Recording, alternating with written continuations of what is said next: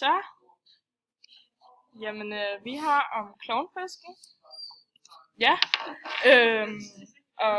klovnfisken den findes i 25 arter, men den de fleste kender er den fra filmen Find Nemo, som kaldes Amphitheron ocellaris.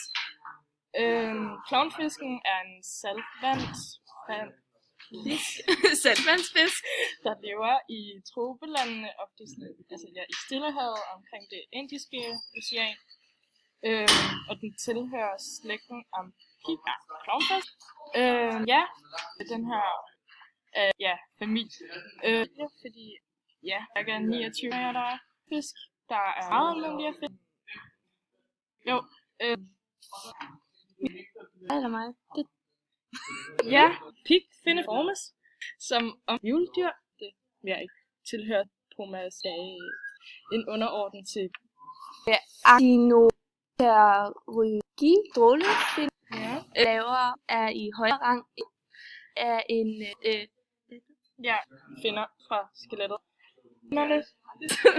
Vi går videre til næste.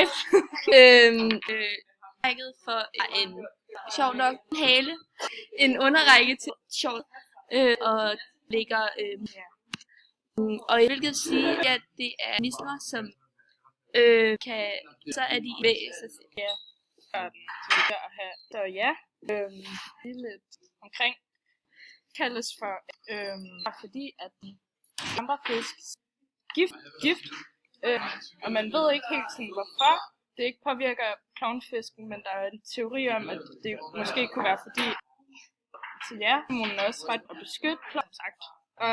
Har man også fundet ud af faktisk også en fod til at rense jorden for par fordi så det er super fisken faktisk tænker man ikke når man der uden så lever den i der kan den bedst lide at hvad hedder det der tilgå op lige præcis så er den her Nemo.